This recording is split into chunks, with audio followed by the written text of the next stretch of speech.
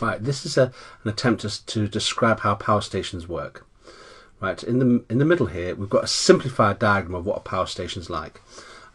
Essentially, it starts with a heat source at the bottom here, and the heat source comes from burning oil, gas, or coal, or even biofuels, or sometimes it can be nuclear fuel. Nuclear fuel you don't burn, you'll see that later on, but certainly you burn oil, gas, coal and biofuels. And that heat energy boils water, and the water turns into steam. In fact, 1 bucket of water can turn to 2,000 buckets of steam. And that steam is forced through a turbine. A turbine is essentially a jet engine, exactly the same. And as the steam goes through the turbine, it's under high pressure and it causes the turbine to turn very, very quickly. And the engineers design it in such a way that it turns at 3,000 revolutions per minute.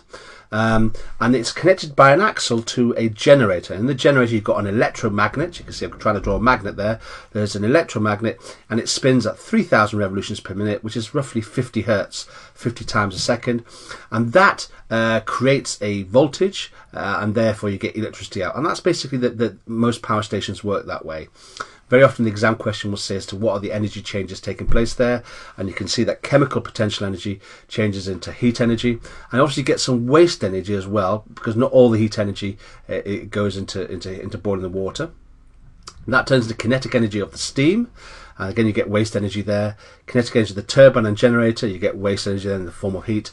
And then finally, electrical energy. And again, you get waste energy there.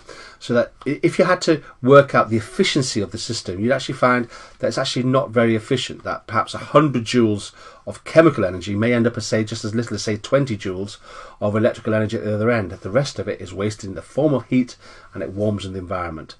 That warming of the environment isn't global warming, but it's just wasted or dissipated heat. Well, if we look at biofuels, you need to know that biofuels are fuels that are made from living things, and those examples of biofuels can be methane, made from rotting food waste and stuff like that. Wood is a biofuel. Ethanol, made from sugar, the fermentation of sugar, is also a biofuel. And you can also get in Tesco's use natural oils, things like rapeseed oil as a fuel as well. The good thing about biofuels is that they're carbon neutral. They do give out carbon dioxide, but in the process of growing the crops themselves take in carbon dioxide. So the amount of carbon dioxide they give out is equal to the amount of carbon dioxide it took to actually grow them. So it's carbon neutral.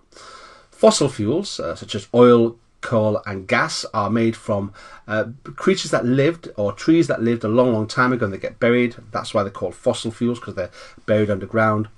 And the problem with them, of course, is that they release loads of carbon dioxide, which contributes to global warming. They will run out, and they also release sulfur dioxide, which causes acid rain. But the good thing about it is that they're very reliable. Those power stations can last as long as we want to. They're not dependent by weather, and of course they give out lots and lots of energy. Nuclear power gives off huge amounts of energy. So, for example, per kilogram gives about 10,000 times as much energy as, say, fossil fuels.